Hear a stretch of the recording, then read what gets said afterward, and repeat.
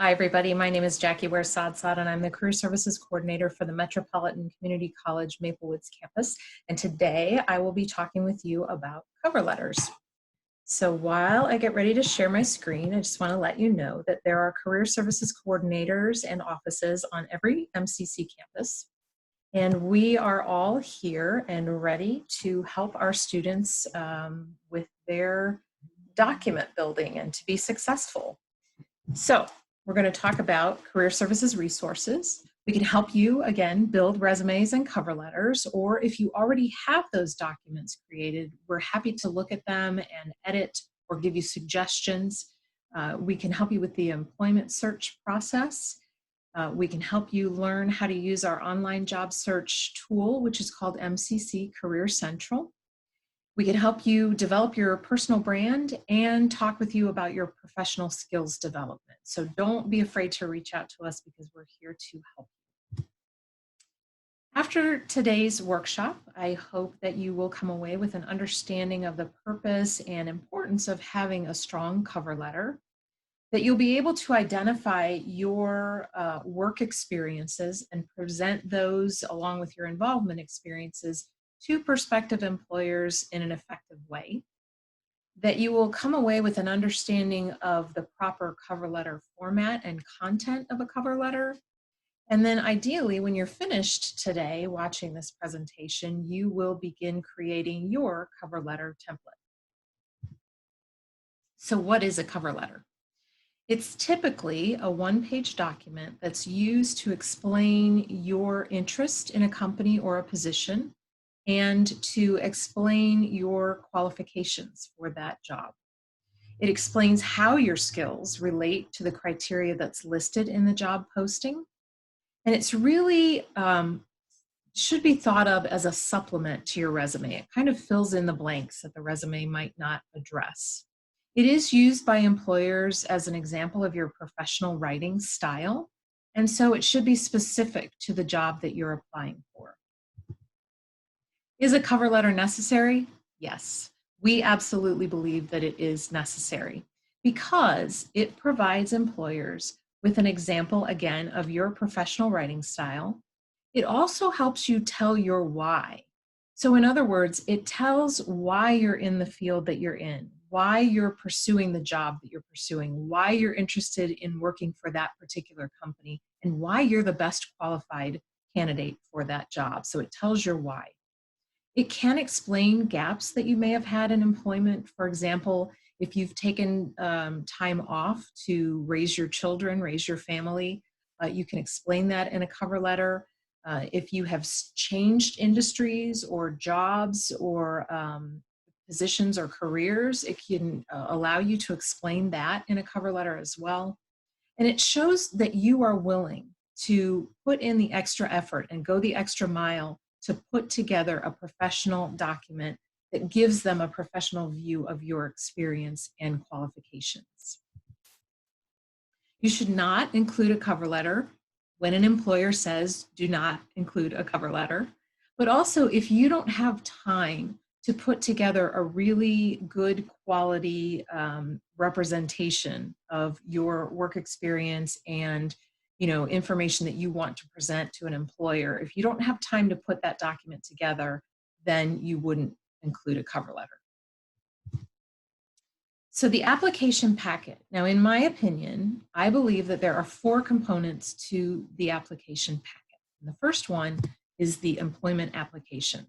This is the form that employers need for you to fill out when you apply for a job.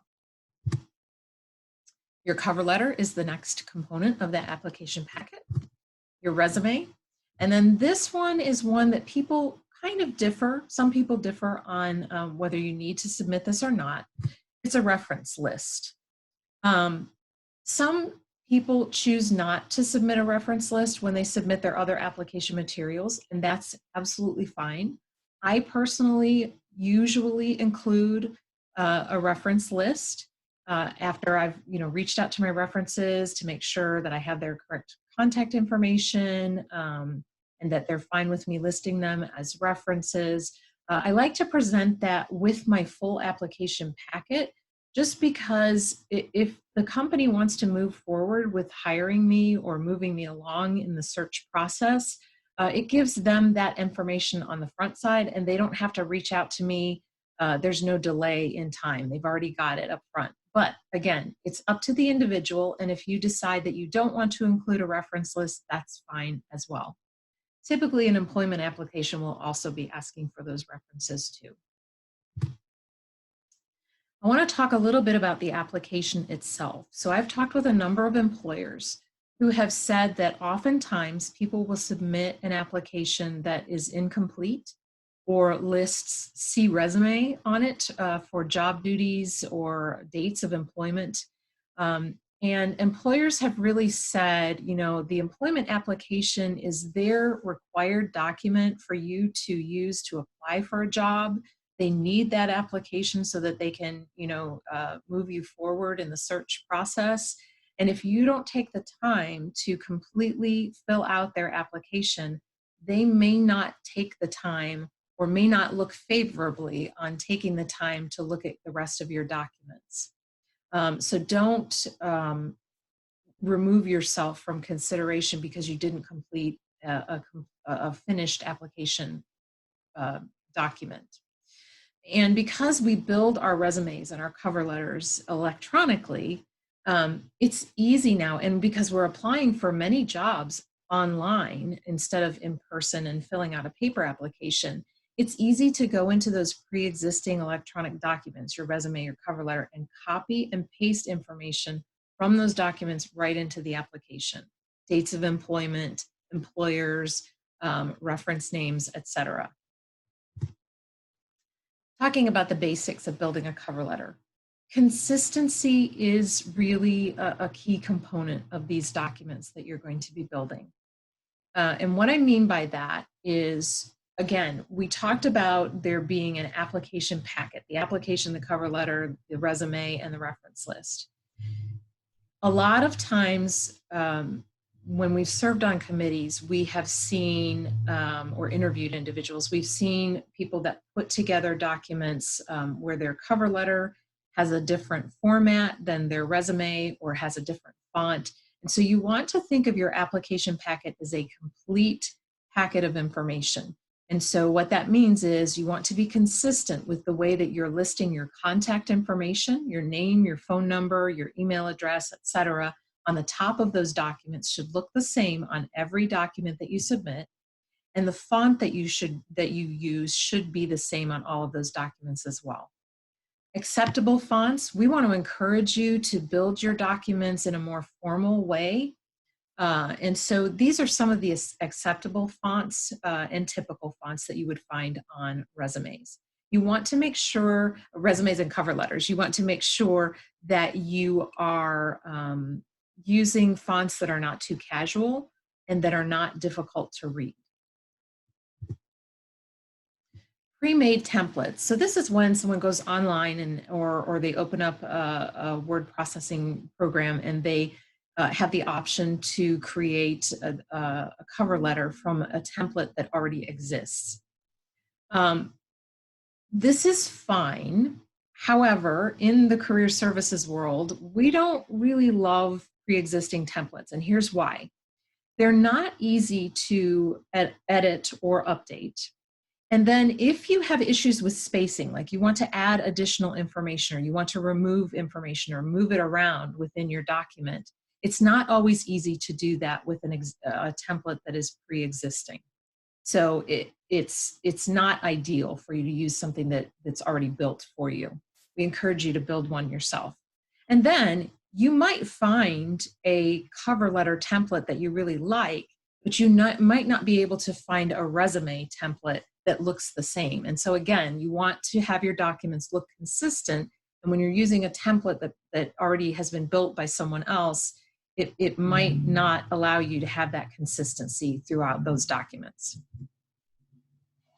We want you to avoid being eliminated in the process. So employers have told us, especially employers that have a large number of applicants for a position, they usually take under 10 seconds to give a first pass view of your application documents. So what that means is you don't have a lot of time to make a great impression on an employer. And so that's why it's really important to put together these documents now so that they're the best quality that you can put together. Again, we want you to avoid fonts that are too casual and difficult to read. Be sure that you're checking your spelling. Make sure that you are correctly using words and grammar, and then just review those documents. And this is where Career Services comes into play. We are here to help you review these documents. We do this every day and help students all the time with these documents. So we're used to seeing them, and you want to allow us to give you input and guidance on creating these documents. So building the cover letter. So there are different components to the cover letter, and so we'll kind of drill down into what those are. The first thing is the heading and the salutation. So again, just like I said a few minutes ago, you want to use a header to list your contact information at the top of your cover letter, just like you will your resume and your reference list. And so you want to make sure that that information is presented consistently on each document.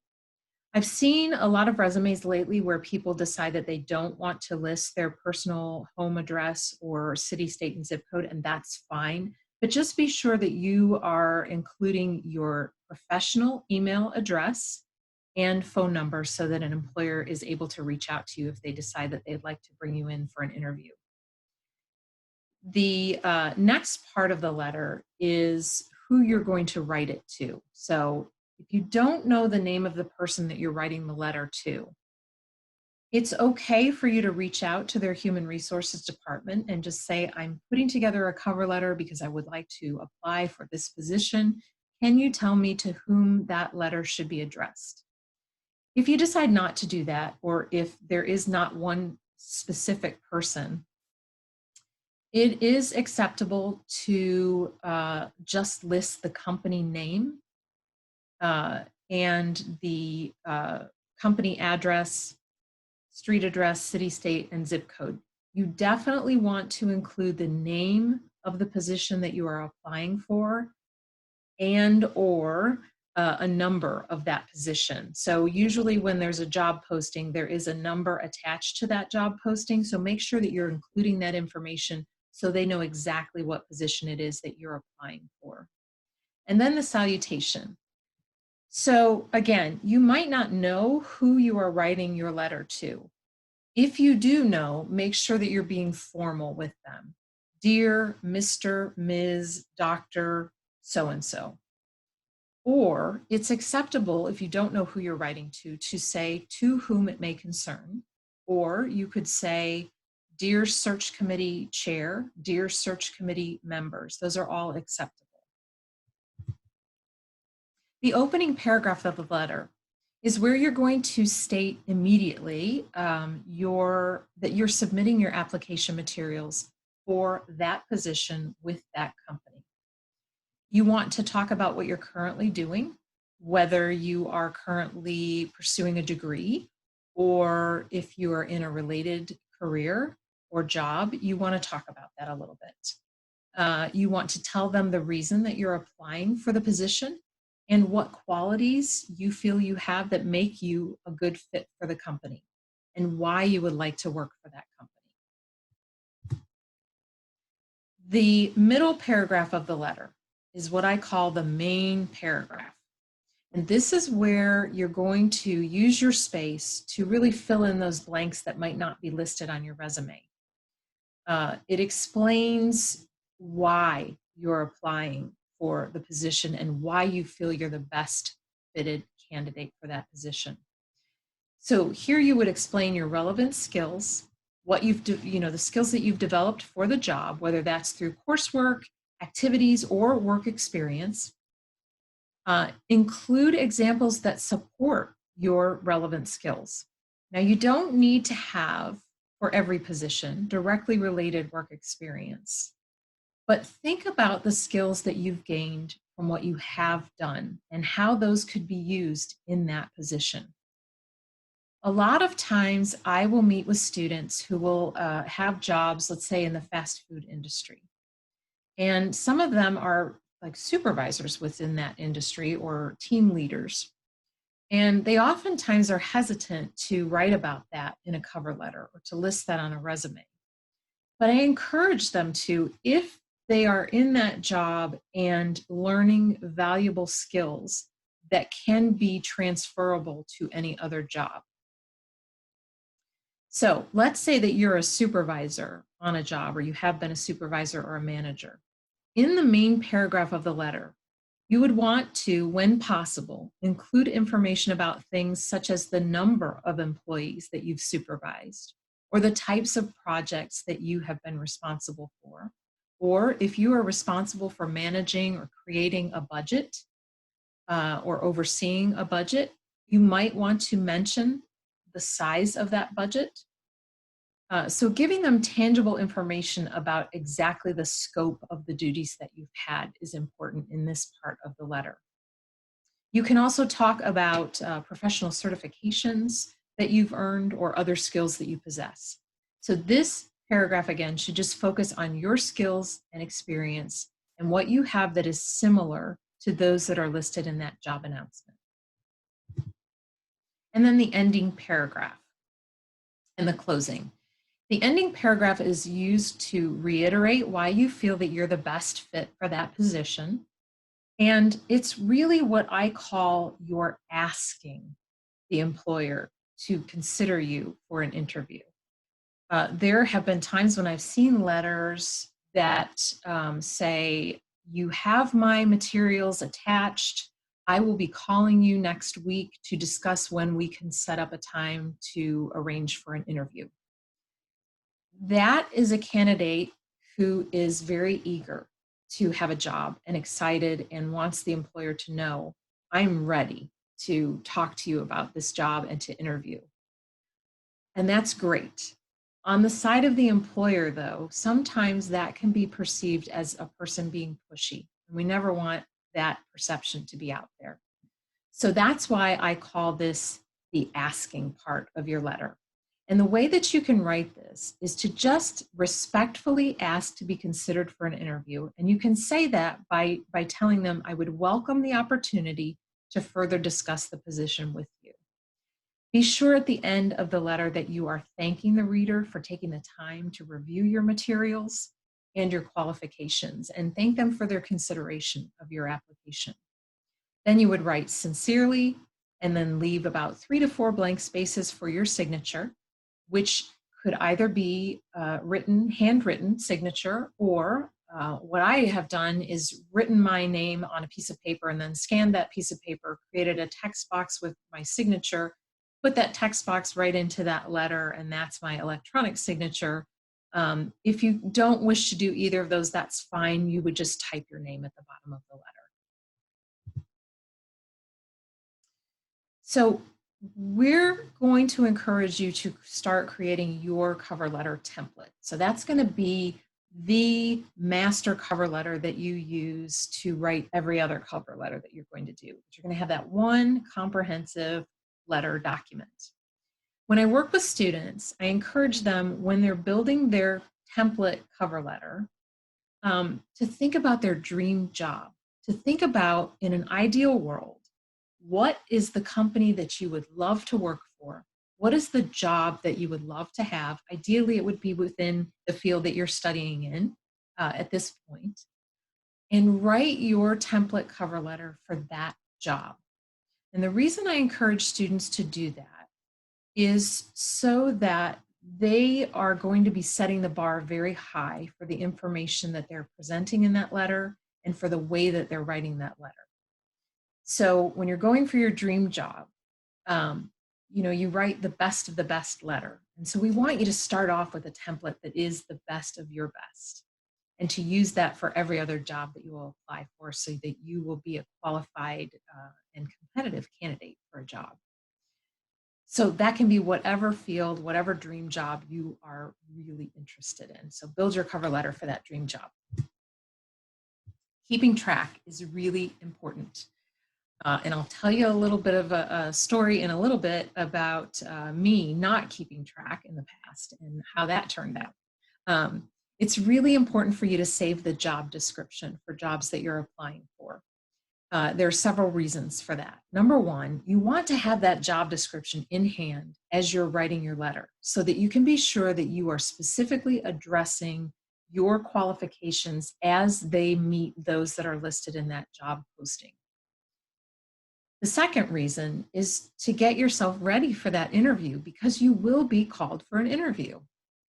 Um, so you want to have that job description so that you know exactly what it is that they're looking for, the qualifications, the skills, the duties that are involved with that job, so that you can speak to your qualifications to fill that type of a position.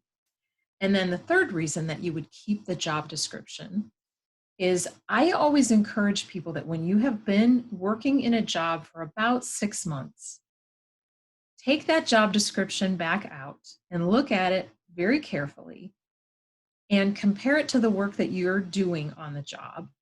And any task or duty that's listed on that job description that you legitimately do on your job that are actually parts of the work that you do, pull those out and put them onto your resume.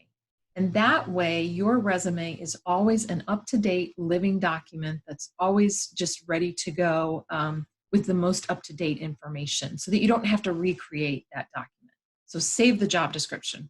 Now, here's my story. There was a time when I was applying for a number of different jobs, and keeping track was a little bit difficult because I was applying for a lot of different jobs at one time. There was a job that I applied for that I did not save the job description for. And I received a phone call and did a phone interview and proceeded to be on the phone for about 30 minutes, trying for the life of me to remember what the job was and what the duties and tasks were. And I couldn't remember because I hadn't saved the job description. I didn't get that job, which is good because now I'm in my dream job. But I didn't get that job, and I shouldn't have gotten that job because I forgot to save that job description. So it's really important for you to save that document. The way that you're going to save your cover letter, there are different naming conventions, but the one that I use is to write, so when you're saving that document, write your last name followed by an underscore and then the name of the document, cover letter, resume, whatever it is.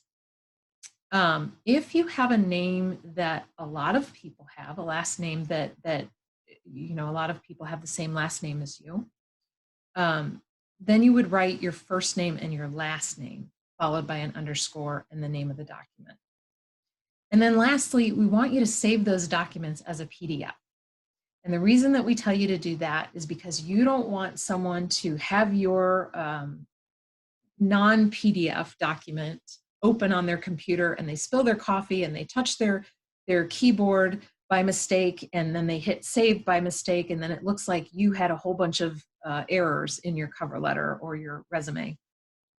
If you save those documents as a PDF, they can't be edited. And that way you save yourself the worry of somebody else putting mistakes or text in there that you didn't plan to have in there. So save everything as a PDF before you submit it. Avoiding pitfalls, this is just really going back through some of the things that we've already talked about. Again, you want to avoid unreadable fonts. Sometimes there are fonts that look like cursive handwriting. Those are very difficult to read, or they can be very difficult to read, so avoid those and avoid fonts that are too casual. Match fonts on all of your documents. Remember, it's a consistent application packet. Ensure that your documents are easy to read and that they list your pertinent information clearly. Check to make sure, especially if you have created a master cover letter, check to make sure if you're using that master cover letter to build every other letter that you're going to use to apply for the different jobs you'll apply for. Make sure that the company that you're writing to, that the job title that you're applying for, all of that information is changed for every letter that you write. So you might list the name of the company in the address that you're addressing the letter to, and then throughout the letter you mention the name of the company and the job. Make sure that those all match. Because if they don't, that's a question about your attention to detail, and you might be eliminated from the search process. So, and also, sometimes I've seen letters that have come in and it looks like they're writing to apply for some other job.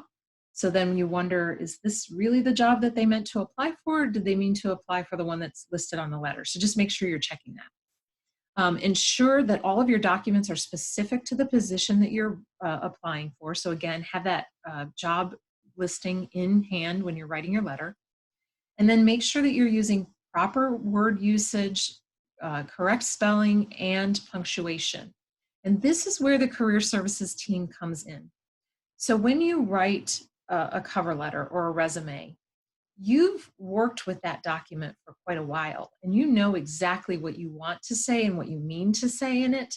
And sometimes when we reread documents, our mind starts to autocorrect those documents, all the mistakes or the misspellings or improper word usage. We autocorrect because we know what we want to say. We know what we mean to say. So it's really important to allow somebody from Career Services to look at those documents, to review them and help you edit them. Because we've never seen them before, it's our first glance at them, and we're going to be able to catch those mistakes or errors and help you fix them. Now is really a great time, now that we're in the remote learning and work environment. It's a great time because you might have a little bit of extra time on your hands now to update your application materials, to get that resume built, to get that cover letter built, or to come to us and let us help you do those things. Just so that when you're ready to apply for the jobs that you're interested in, you will have all those documents ready to go. Let us assist you. We are always here to help. We love students and we love what we do. So schedule a meeting with Career Services. That can be via phone or email or online meetings. We can schedule those as well. Let us help you. Let us talk to you about what your goals are. Let us help you with the search process for jobs. Let us help you build these important job application documents. And then remember, if you get an interview, and we hope that you will, we're sure you will, request a mock interview with us so that we can take you through those practice questions so that you'll feel comfortable when you are extended an interview. This is where you can find our contact information. This is our website on the MCC website. So www.mcckc.edu/career services, and that will list all of our contact information. And again, we are here and always happy to help you. Thank you so much for taking the time to talk with me today, to listen to me today. And I hope this is helpful, and we just wish you all the best of luck.